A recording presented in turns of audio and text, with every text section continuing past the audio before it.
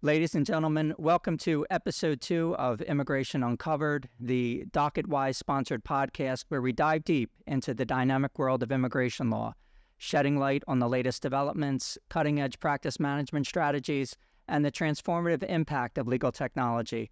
I'm thrilled to be your host on this exciting journey as we empower immigration practitioners with invaluable insights and explore the intricate intersection of law and society. My guest today is a very special guest. I have with me Professor Ira Kurzban, legendary immigration lawyer, author of Kurzban's Immigration Law Sourcebook. Ira, welcome. Thanks so much for joining us. Thank you, James. Thanks for having me. Ira Kurzban hardly needs any introduction. He's a partner at Kurzban, Tetzeli & Pratt, a law firm in Miami, Florida, for over 40 years and is the chair of their immigration department. He's an adjunct faculty member in immigration law at the University of Miami School of Law.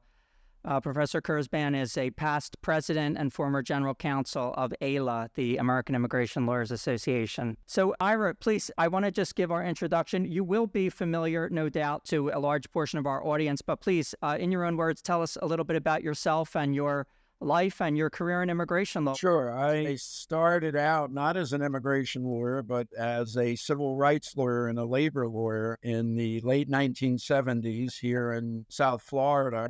And then I was asked by the National Council of Churches and the Christian Community Service Agency to represent Haitians who were coming into the United States. 1972 was really the 50th anniversary of the first boats of Haitians coming into the country. It started in 1972, and I started representing people by 1977 or 78. And as a result, as a civil rights lawyer, and as a result, I became much more involved in immigration law. And over the next probably 15 years, I began doing cases involving Haitian refugees, major class action lawsuits. There were about 10 or 12 of them. Some of those cases went to the United States Supreme Court, John v. Nelson, Haitian Refugee Center versus McNary, Commissioner versus Jean, cases I argued ultimately in the Supreme Court in the 1980s and 1990s. And I began writing the Immigration Law Sourcebook, which, by the way, unfortunately or fortunately, is now 2 volumes.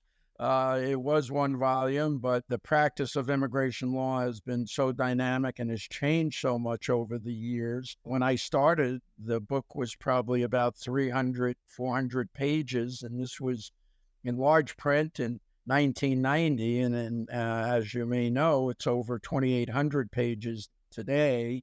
And so the combination of doing litigation, and we do everything as a practical matter in immigration, whether it's business immigration, petitions for review in the Supreme Court, or petitions for certiorari in the Supreme Court, or petitions for review in the courts of appeals, federal litigation, deportation cases, kind of the whole gamut.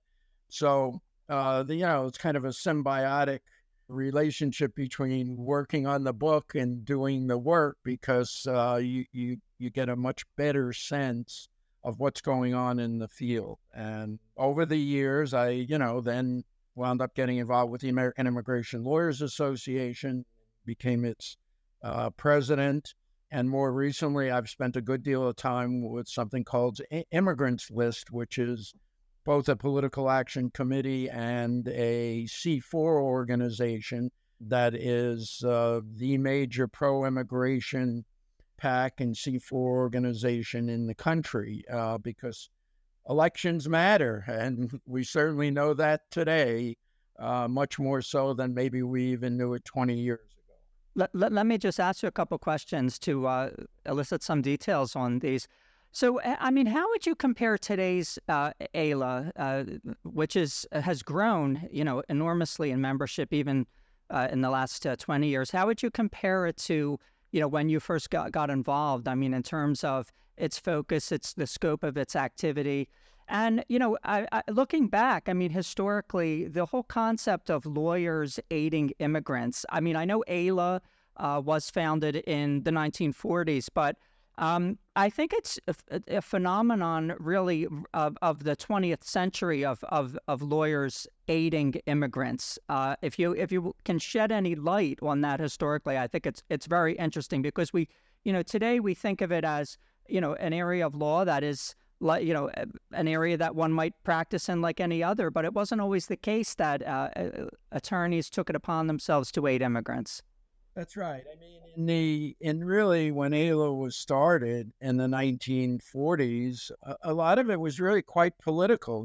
People were either being persecuted, and of course that reached its height in the early 1950s during the McCarthy era, where people who had been residents for many years, for example, found out that they were subject to deportation retroactively for something they had done 20 years before.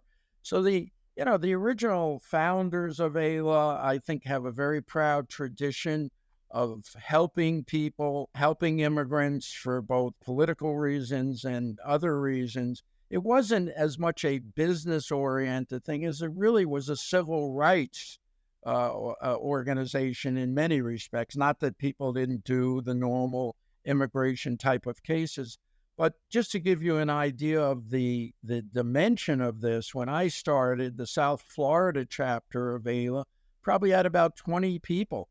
I mean, we sat around the table, literally, and there were, by that point when I started, I think maybe only one member who became the president of AILA who was not from New York. So it was very kind of East Coast, New York, Philadelphia, Washington, D.C. organization. I think, Charles Forster may have been the first president of AILA from Texas and from outside of the Northeast corridor. And in Miami, we had 20 lawyers. There's probably now 2,500 immigration lawyers in South Florida. When I became president in the 1980s, AILA had about 3,000 members. Today, of course, they have about 16,000 members. And that doesn't even account for the many people who aren't members of AILA, right, who were practicing immigration law. And of course, today, it is not only a field, I think, that we can be proud of with respect to defending the rights of people who are less fortunate and unable often to defend themselves, but it's also a practice that involves many other areas of law.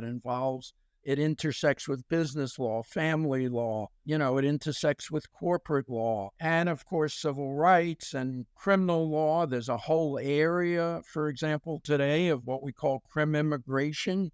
That didn't exist until actually quite recently in terms of immigration. So it's changed. It's much more dynamic. I always do this thing with new lawyers who come in. I show them the 1977 CFR, which was probably about an inch or maybe an inch and a half in width. Maybe had a couple of hundred pages. And now, of course, it's thousands of pages of regulations and policy manuals and other things. And that's, the field's grown tremendously. I mean, we have things that range from EB-5 to representing people on the border on asylum. To give you just another dynamic of this, when I started, it was before the 1980 Refugee Act. People don't realize that before the 1980 Act, if you came into the United States, unless you were coming from certain designated socialist countries, there was no law. The only law was what we call the United Nations Convention and Protocol relating to the status of refugees. So if Haitians came into South Florida in the 1970s and came to a dock, the person at the dock would say, well, what do we do with these people? And they'd be told to call the State Department to determine what should happen. That, of course, was all changed after the 1980 Act, which said, number one, we're not just going to accept people who are fleeing from communist countries. It is going to be non-political in the sense that no matter where you're from, if you have a well-founded fear of persecution, you would be eligible to seek asylum in the United States. And then, of course, we set up a procedure to seek asylum in the 1980 Act.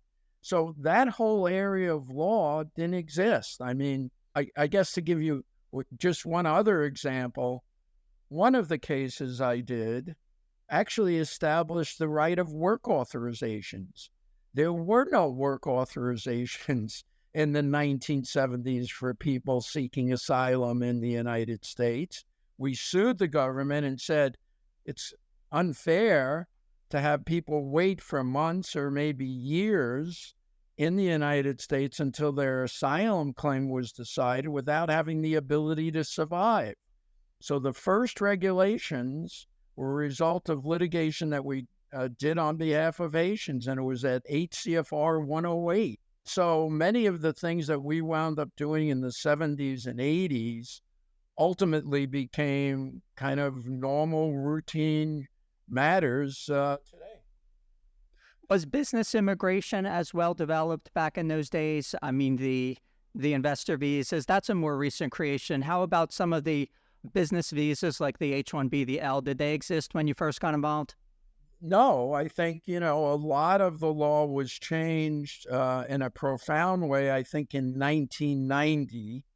We had the O visas, the P visas came into practice. That was the last positive piece of immigration legislation. You think about it, it's now 33 years down the road. We haven't had one really positive development of a comprehensive nature of immigration law since 1990. But in those days, there was an H-1B. I'm not sure when the H-1Bs actually came into effect, but many of those visas were used in a very minor way. I mean, I don't think H-2As, H-2Bs, H-1s were really used in a substantial way.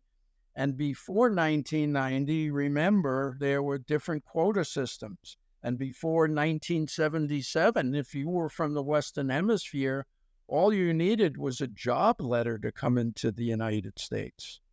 And it was only when they changed the quota systems that we began to have different categories. We used to have what was, only 6 preferences, and there were family and employment-based. But generally, I would say the way that people came in once they had the quota system was a labor certification. There was an EB-5. The use of EB-1 didn't exist, and so forth. So I believe it grew with globalization as the economy globally became more integrated. The need for a larger, more varied number of categories just appeared, and we were able to tackle that. I mean, comprehensive immigration reform is an enormous topic that we could sit here for days and talk about it. But let me just kind of encapsulate. I mean, if you could pick a couple of major reforms that you think are the most pressing that need to be done, what would your short list of maybe 2 or 3 be? Well, I think the major problem has been, as I said, since 1990, there hasn't been a major effort to change immigration in a positive way that reflects our society. Part of this is, quite frankly, the Republicans have said that they would not support the issuance of one more visa in the last 33 years. So the major change has to be the issuance of more visas, period. You can do it in a lot of different ways. You can stop counting derivatives. If you stop counting derivatives, we would have tens of thousands, if not hundreds of thousands of more visas. Let's take EB-5, the investor provision. It says 10,000 visas a year for investors, but actually they're only about 3,300 because the rest go to their family members. Those are derivatives. If we stop counting derivatives, if we count each visa as one for the whole family, we would free up hundreds of thousands of visas. So that's one way of doing it. But the bottom line is the waiting times are absurd. I mean, if you're from Mexico and you want to bring your brother into the United States, you're talking about 20 plus years. So all of these people who say, I think almost tongue in cheek, well, they should wait online like everyone else does. They shouldn't come to the border. Well, look at the waiting times. I mean, I'm looking right now at the July 2023 visa bulletin. Let's take any category. If you're an American citizen and you want to bring in your unmarried son or daughter, the waiting time right now is 8 years. The F2A category, that is a lawful permanent resident who wishes to bring in their son or daughter, they'd have to wait at least a couple of years. So the categories, depending on which ones are available and which ones aren't available. F4, the waiting time, that is a brother bringing in his sister, generally worldwide is right now 15 years.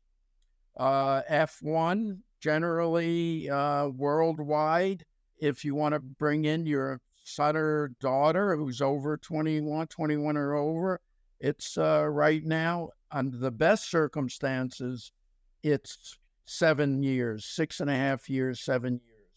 Understood. I think it's clear. I think it's clear that the waiting times are absurd. Right. And so and so clearly the point that you've made is that the numbers of visas need to be enlarged. Would you, any other major reforms that you think are just on your short list? Sure. And a number of these, I have to tell you, are things, if people go to immigrantlist.org, they'll see a number of the things that we're proposing. Another thing that we've been proposing for years is a statute of limitations. And let me tell you what I mean by that. Every area of the law has a statute of limitations, with certain exceptions for murder or rape or other things, but both criminally and civilly. The only area of law that has no statute of limitations for virtually everything, there's a couple of minor exceptions, but virtually everything is immigration. So if I made a misrepresentation on an application coming into the United States 30 years ago, I'm permanently barred right now.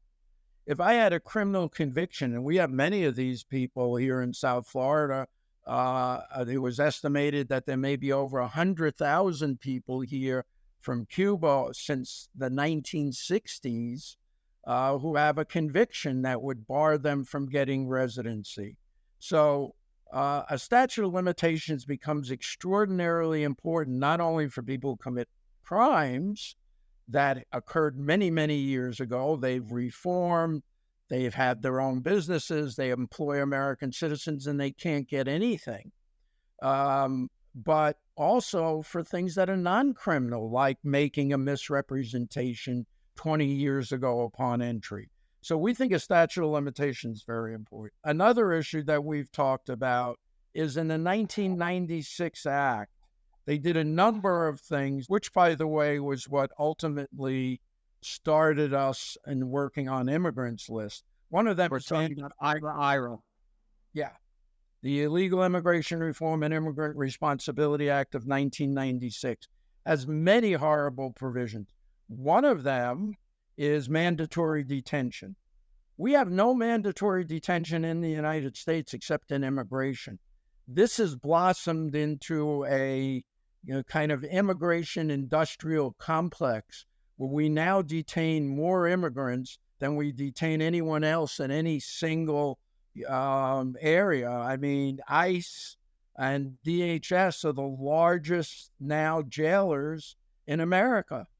And why? Many of these people have no criminal, active criminal record at the present time. They may have had a crime a number of years ago.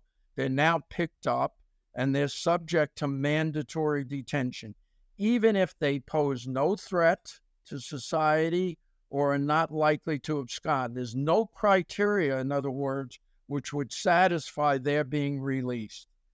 This is a major problem, but became even a greater major problem with the current Supreme Court and some of the lower courts, particularly people appointed by Trump, who seem to be willing to have long-term detention of people without being released at all. So mandatory detention is a serious problem. It also has serious financial consequences. We spend over $1 billion a year detaining people. Many people have died in detention. I don't think, most people realize that. And some of their functions are outsourced to private actors. There are privatized prisons involved in that, Correction Corporations of America and others, I believe. That's correct. I mean, this all started in the 1980s during the Reagan administration. The Corrections Corporation of America became a major source of detention for immigrants. So did Core Civic, which is now Core Civic, actually, and so did GEO. So those are the two. It's a billion-dollar industry now, and there's really no reason for it because there are alternatives to detention. Virtually everyone who's detained can be released.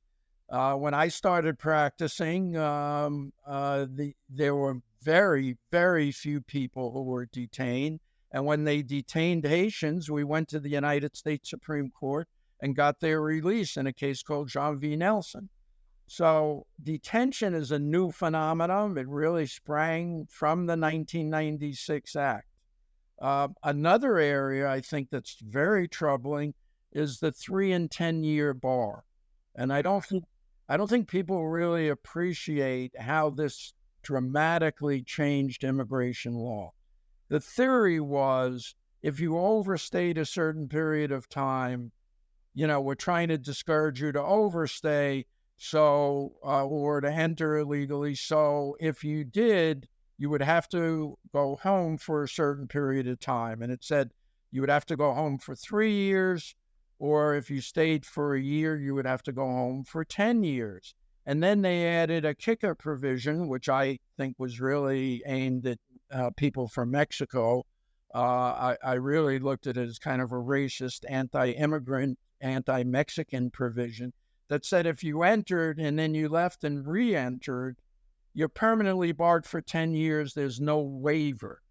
So you have to go home for 10 years. In theory, well, maybe it was a good idea to discourage people from coming in. In practice, what it has meant is nobody leaves. So it's ironic when the Republicans talk about we have all these undocumented people in the United States. They're here because they can't leave. Before 1996, the penalty was if you entered illegally, but you had a way in which to become a lawful permanent resident. You were married to a U.S. citizen or you were married to a resident. The penalty was you would have to leave the United States, get your immigrant visa abroad, and then return to the United States. So before 1996, just to give you an example, somebody had a U.S. senator, a federal judge, had somebody in their home who was elderly, an elderly parent, and they had somebody taking care of them. They needed to try and legalize them. They wanted to do the right thing. How do I make this person legal? And what we would do is we would do all the paperwork, and at the end of that process, they would go home for a week or two, get their green card, and come back. And so many, many people on the labor certification side, because there were no U.S. workers able, willing, available, or qualified for many of these positions then and now. And they would simply go home. The last step of that process would require them to go home. Now, of course, they can do all the steps of the process, but in that last step, if they go home, they can't come back for 10 years. So no one leaves. And so this was theoretically a good idea, but it's actually done exactly the opposite of what was intended, which is it's forced people to stay in the United States, force them not to be able to have a lawful way of becoming a resident, where before 1996, it was very easy to do. So one of the things they need to do is to get rid of the 3 and 10-year bar and what we call the permanent bar. And then I think one other issue that's very troubling is the lack of waivers. In 1996, the law, the Ira law was really passed in secret. It was written by members of FAIR, which was an anti-immigrant organization. It was all written in secret. It was given to most members of Congress literally 48 hours before they would have voted on it. Most people had no idea what they were voting on. And one of the things they did in this law is to take away the ability to get waivers. They would change a word in one of the waiver provisions. For example, take out hardship to children. Well, most hardship is to children. Right. Huge change. It's one word, but it works a huge change. Right. So what they did is very slyly, I think, and dishonestly, made certain small changes. And then there were other provisions for which there's no waiver. For example, a false claim to U.S. citizenship, which can arise very simply when you go into the driver's license bureau and you ask for a driver's license and the person behind the desk checks off that you're a U.S. citizen and you don't pay attention and you sign it. You've now gotten a benefit for being, making a false claim to U.S. citizenship. That person is permanently barred forever. There's no waiver. There's nothing. So one of the things that we have proposed is a general waiver and a more liberal process of getting waivers for people in the 3 and 10-year bar, all these permanent bars, changing it so you have a general waiver based on family unity and some other generalized criteria.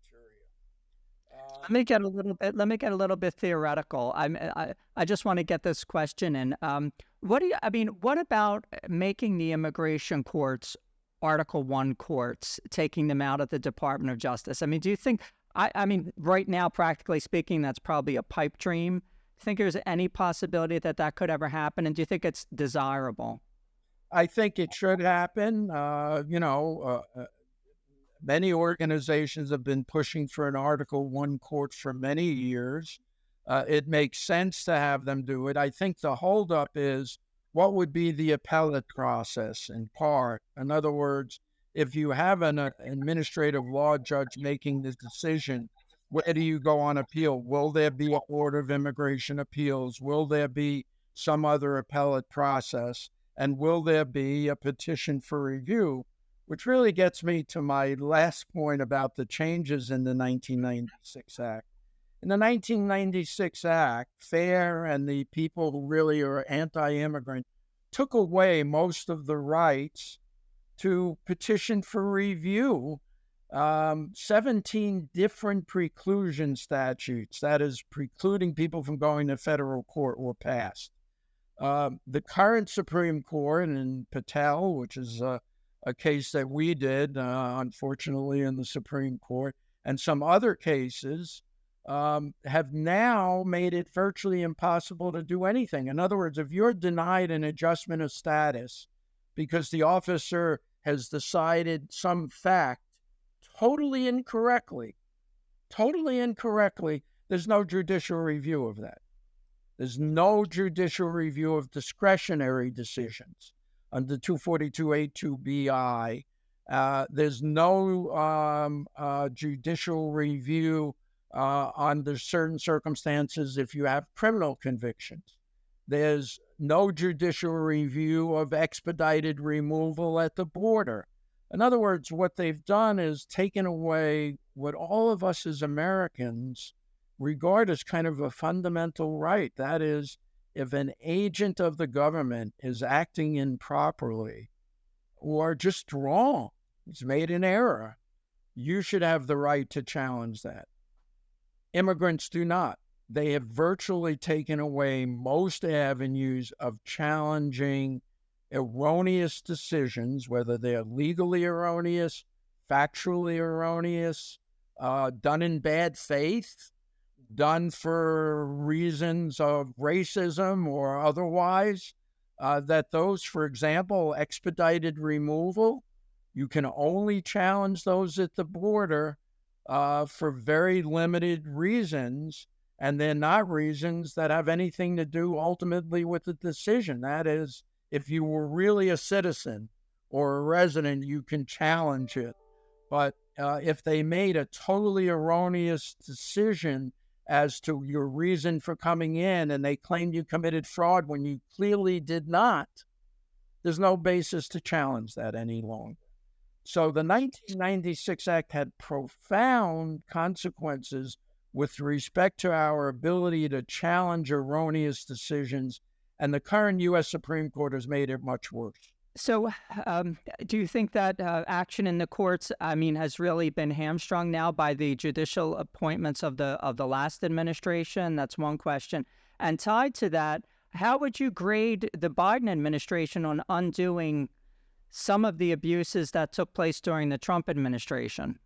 Okay, with respect to, I think the first issue concerning appointments to the bench, I've told all the people in my office that I read, from my book, I literally read every published decision that's made, whether it's in the Court of Appeals, the Supreme Court, or the District Court. And I can tell you within the first 3 paragraphs, I can tell you if the judge was appointed by Trump or not. I mean, now I know who these judges are, but there are judges like Judge Van Dyke in the Ninth Circuit, or Judge Quattlebaum in the Fourth Circuit, or Judge Menashe in the Second Circuit. These are people, in my view, who clearly have a very strong anti-immigrant bias. I mean, almost at the same level about abortion and so forth. The manner in which and then they're very intelligent people. They're not to be considered just political hacks, but it's clear when you read these decisions that they are very anti-immigrant. Now, a lot of them come out of the Federalist Society. Do we know whether Federalist Society do they have a unified position on immigration? Do you happen to know? Well, that's interesting. I think I think immigration, like abortion, and maybe one or two other issues like the EPA and doing away with judicial deference. I think these are the highlights of the Federalist Society, and these are all Federalist judges. I mean, I think there clearly is a bias with respect to immigration matters. I have yet to read opinions where they really strongly supported immigrants' rights. I mean, I think most of it is interpretations that challenge immigrants' rights in many, many different contexts, whether it's asylum, whether it's people who have criminal records and they're seeking review of these determinations. There are very few opinions among Federalist judges appointed by Trump who support immigrants in any of their decisions. I think it would be an interesting I think endeavor for some political scientists or social scientists to take a look at the immigration decisions of Federalist judges and see where they wind up. So it looks like progress on expanding immigrants' rights through the courts is going to be arduous and probably not, altogether productive given the number of appointments Trump made to the federal bench. I mean, Immigrants List, your organization, is involved in electoral politics. That's a whole separate can of worms. But before we get to that, I mean, how would you grade the Biden administration? I think the Biden administration, generally, I think actually Joe Biden's done a terrific job in many areas of the law. I don't think one of them is immigration. I think they could have done a lot more. I think the situation with backlogs is out of control. I think there were things they could have done, not only to do away with all the things that Trump did, but do a number of positive things. And let me give you just one example that I was complaining about yesterday. It's clear that the rank and file on immigration is still a leftover from the Trump years. Their main focus is fraud. They look for fraud anywhere they can find it. They don't have the Biden administration does not have a good grasp over the rank and file of immigration officers and what they're doing. And I think that's a tremendous problem within the agency because the things that they're doing are, I think, are not oriented toward approvals. They oriented toward how can we find anything that would be a basis to deny a case. And that is often reflected in these very long RFEs or notices of intent to deny. Now, one of the things I proposed, for example, we've made a number of administrative changes. One of the things we proposed was simply giving people more time to respond. The agency now will spend months and months and months, not do anything, not make a decision, and then hit you with a 20-page, single-space notice of intent to deny for which you only have 30 days to respond.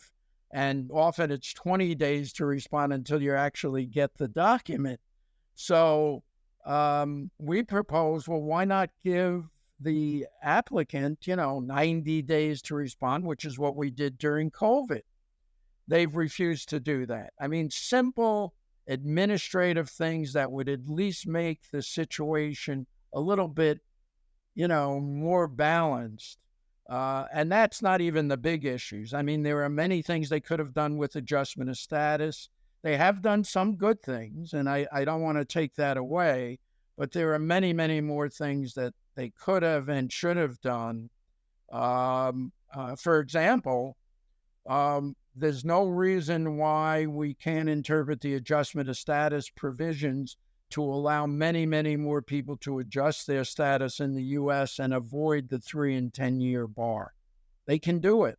The Attorney General can do many, many things with respect to reversing the horrible decisions of the Trump era and their attorney generals, but there's some positive things. One example, our definitions over the years of particular social group in asylum and our definitions over what constitutes a conviction over the years is really out of line with reality. For example, if your conviction is vacated, you may still be considered to have a conviction under immigration law. If it's expunged, you may still be considered to be a conviction under immigration law. That should all be changed, and that's something we've been asking the administration to do for years, and they have declined to do anything about it. What's behind this investigation of Director Mayorkas? I mean, is this pure politics? I mean, it doesn't seem like it's really going anywhere, this attempt to impeach Mayorkas. But what do you think about that? I'm just curious. I think it's crazy time in the House of Representatives, quite honestly. I think, yesterday they were attacking the FBI. They were attacking the director, who's a conservative Republican, by the way, and he kept saying right during the course of it. I just think they don't want to really address any serious issue. They're driven by the most extreme elements. So I think the Mayorkas discussions of impeachment of Mayorkas and others is just part of that same kind of crazy time in the House of Representatives by the Republican majority. I think Mayorkas, under the circumstances, has done a very good job. The numbers of people coming across the border have been dramatically reduced. But one of the problems here is that while they're doing things, they're then getting sued by the red states in Louisiana, where there's only one judge appointed by Trump, or they're getting sued in Texas, where there are many judges appointed by Trump, and they're trying to hold up things like parole. In other words, in order to get people off the border, and Mayorkas said, let's have a parole program where people can be paroled in if they stay in their countries and they do the right thing and don't just show up at the border. Well, that was immediately subject to suit, and it looks like there's going to be an injunction on that program, saying that, Mayorkas doesn't have the authority to parole people in that way. And this is just typical of what has gone on in the last 2 years, which is every time the administration tries to do something that's positive, they immediately get sued. And then the crazy time in the Republican House is to say you're not doing anything. I mean, I assume they think that Americans are just stupid or not paying attention to what's going on. But when you try to do something positive and then you're sued by the very people who are then claiming you're doing nothing to prevent you from doing something, I mean, eventually, hopefully, Americans will catch on. Right. It's a sort of it's an absurd sort of game, yeah, that they're playing. Looking at the electoral politics, as we said, your organization that you founded, Immigrants List, is involved in supporting candidates for elected office to advocate for immigration reform and positive immigration policies. Looking ahead at the 2024 presidential election, I mean, what do you see on the Republican side? Do you think, first of all, do you think a second Trump term is possible?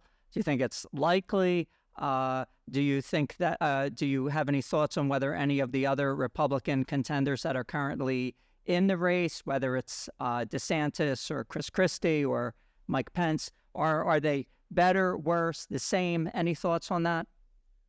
Yeah, I have a lot of thoughts on it. I mean, Can you share them?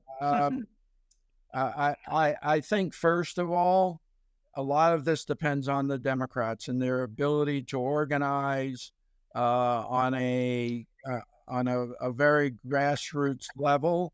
I believe if they do and they're successful on it, we're going to have a blue wave in this country for the 2024 election, because many of the things, whether it's abortion, whether it's guns, whether it's even immigration, I think that most Americans are not anywhere near where the crazy Republicans are on these issues. I think most Americans don't believe that we shouldn't ban assault weapons and high magazine weapons. I mean, look how many people have been killed just this year alone. Kids have to learn drills to hide in schools. I think Americans are fed up with all that. And the Republicans are still taking the same position of our thoughts and prayers go out to you after people are slaughtered, or refuse to do anything about it. So I think on that issue, I think on the abortion issue, they're way out of step with the American people. But it really depends on how organized the Democrats are as to whether or not they can get out the vote and do it. But if they do, and you've heard it from me here first, I'm predicting, I really believe there's going to be a blue wave. Same thing with LGBTQ issues. I think they're way out of line on a number of those issues. Same thing with the economic issues in America. I think Americans are fed up with trickle-down economics, because they've seen what it's resulted in the last 30 years, which are billionaires becoming uber billionaires, the country's falling apart, and Biden, to his credit, is really focused on that. But they don't get the message out. So they got to get their message out. And if they do, I think that's going to be the consequence. I don't think Trump is likely to win any election, but I have to tell you, I am deathly afraid of Ron DeSantis. I don't think people know exactly who and what he's done. So my hope is actually that Trump gets the nomination and not DeSantis. DeSantis has banned books in Florida. He has his own private army now in Florida. He's obviously done some horrible things on immigration. He's passed a 6-week abortion ban in Florida. He's obviously stigmatized LGBTQ people. I mean, I can go on and on and on, but I think he is the scariest politician in my lifetime. It's clearly a very hard right agenda, and one which is, one can say, lacking in humanity. Let's put it that way. And he's one of the most vulnerable people. I mean, I think that what really characterizes him, he's sought after and went after the most vulnerable people in our society, including, for example, not giving Medicaid to people in Florida. Florida has hundreds of thousands of people who would be eligible for Medicaid, and he's refused to do anything. And as a governor, we have one of the worst healthcare systems. We have an educational system that doesn't have 100,000 teachers. I mean, I can go on and on, but it's really Florida has become the haven for the ultra conservative rich Republicans. But for the rest of us in Florida, it's not really a pleasant place to live. Right, that's right. That is your state. That's right. Yeah, and it's a lot worse than the sort of right wing Orange County Republicans under Reagan. It's gotten a lot nastier, I think. Much Less country club and more militia. Right. One of the things that we try to do on this podcast is to sort of push the boundaries of the discussion a little bit. I'm going to ask you a little bit of a theoretical question just to expand everyone's mind. Every immigration system reflects certain policy choices of the country that is promulgating that policy. If you could design an immigration system, what do you think the policy imperatives are in an immigration system that the United States should have? I mean, how would you weight, family unification versus attracting meritorious people, capable people, versus humanitarian concerns? I mean, do you think how are we deformed, and how should we be reformed in the abstract in terms of weighting these policy factors? Well, I think one thing we're clearly deformed is our need for labor in the United States. I mean, it's absolutely clear that without having immigrants in the United States, we would lack innovation. That's at all levels. I mean, right now we have about a 10.5 million shortage of workers in the United States. 30% of our healthcare workers are immigrants. We don't have enough healthcare workers in the United States. We don't have enough service workers in the United States. Farm workers, for example, as a result of what's happened in Florida, are literally fleeing the state. So we're not going to have people to pick the crops. So at all levels, it's all about jobs. It's about getting people to come into the United States. But that innovation, not just, workers at the lowest levels and workers at the highest levels, the idea that, we only can get people who have PhDs and those are the people we should be attracting. We should be attracting those people. And I think we don't do enough to do that. We don't do enough to make it easy for STEM workers to become residents. But I want to remind people, and I always say this, I say Google. And they say, well, what are you talking about? And I say, well, Sergey Brin didn't come into the United States, the inventor of Google. He didn't come into the United States with a PhD. He came in as part of a refugee family. And I think one of the things we need to remember in all of this is if you go and look at all of those people who came into the United States as part of refugee families or just regular immigrants into the United States, they didn't come in as, people in the EB1, EB2, national interest waiver, right? That's right. And so this idea that somehow, we just need to have a system of employment-based and not consider family is just wrong. And I think the problem also is that we really don't appreciate the numbers. That is, we are a huge country. Our birth rate is declining. We need people in the United States. This isn't just, be humanitarian and be nice about it. From an economic point of view, this country will decline sharply without the influx of immigrants. It's always been like that. It certainly was like that at the turn of the century. I always point out that when immigrants came in the beginning of the 19th century, their children wound up going to the City College of New York when they came to New York. The City College of New York has more people who've won Nobel Prizes than Harvard and Yale and all the other schools. And so it says something about what America is about. And we often lose that because we don't understand that people who come in as immigrants value this country. They want their children educated, and that's why they're coming here. They want their families to have a better life.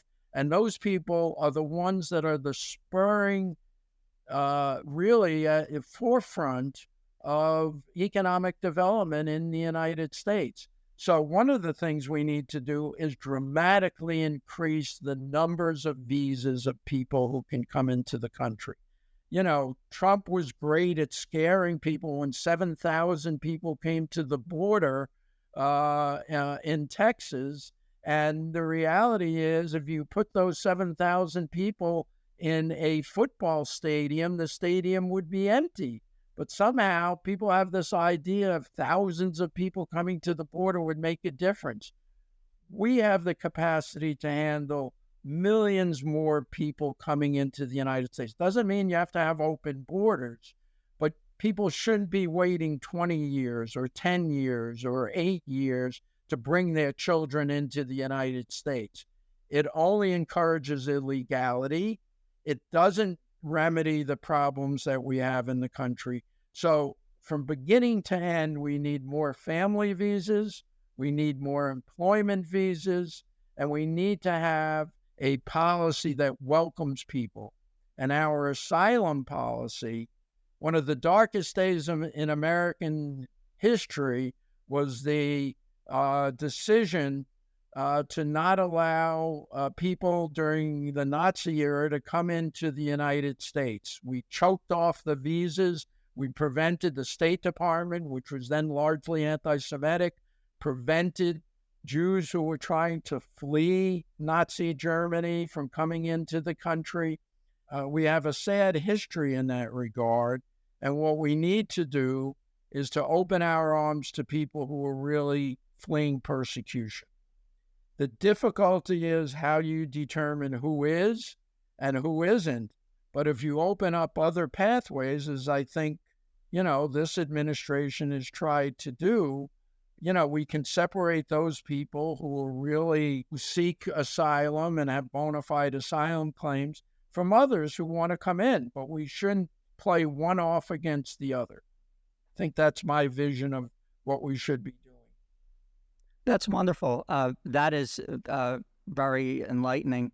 Let me ask you this question. If you could create a roadmap for what an aspiring immigration attorney should do in order to become an excellent practitioner, what would that be? What do you think someone wants to get into this field and really excel at it? What should they be doing?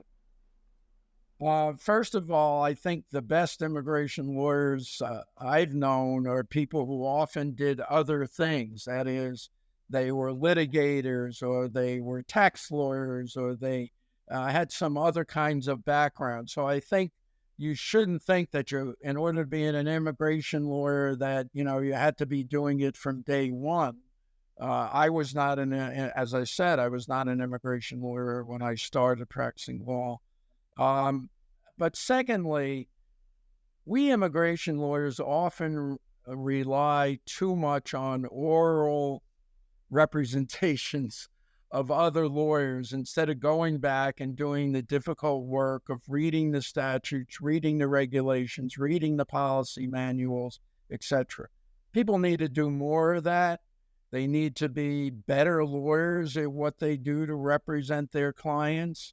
And so, my advice is, if you are going to be an immigration lawyer and you're just starting out in the field, get the materials that you need in order to become a competent immigration lawyer. What do you think of the technological changes that have, sort of really changed the way that law is practiced? I mean, does it astound you? Do you find it easy to keep abreast of the technology? Are you interested in it? Are you impressed by it? Yeah, well, do you fear it? As someone who started before there were computers being used by lawyers, we used to have an electric typewriter when we did our briefs to the courts of appeals and the Supreme Court. So it's kind of overwhelming. I mean, I think now with these open AI systems, I think it's going to present many problems, as some lawyers have now found out by relying on it without even checking what they were doing, but also many opportunities. And I think people are going to have to master it in the future. I'm probably too late to do it. But there's certainly people in my office who are doing it and are trying to master it. And I think it's going to be an essential part of any practice, and whether it's immigration or otherwise. Well, Professor Kurzban, it's been a fascinating discussion. We've covered a lot of areas, and I want to thank you for joining us. Are you still now? So how often do updates to the source book come out? Is it annually or every 2 years? The source book comes out every 2 years. It'll be out again in June of 2024. Okay. Summer of 2024, and it's a difficult process to keep up with everything because there's so much going on, and so you have a team that helps you just on that. Well, actually, I do everything. I mean, in other words, I read everything, put it in the first draft of the book, and then we have a team of experts in each of the fields to review those sections to make sure I haven't made some huge error. But I read everything, so I've got a pretty good idea of the field. Well, it's really a unique legacy that you have there with that book. There's nothing else really like it, and I try to even think in other areas of the law whether there's anything like that. I mean, there may be some other parallels, but it's a unique legacy. Do you still have a full caseload at this point? I'm still practicing law. I'm fortunate enough to take the cases that I want to take. But yes, I mean, I'm still practicing law full time, and I'm still working on the book, still teaching, and spending a lot of time doing immigrants lists because our goal is to elect pro-immigration people to Congress. We've been pretty successful. Over 75% of the people we've supported have been elected. We just got last year, by the way, a member of ALA. We helped her get elected in the Western District of Michigan, and I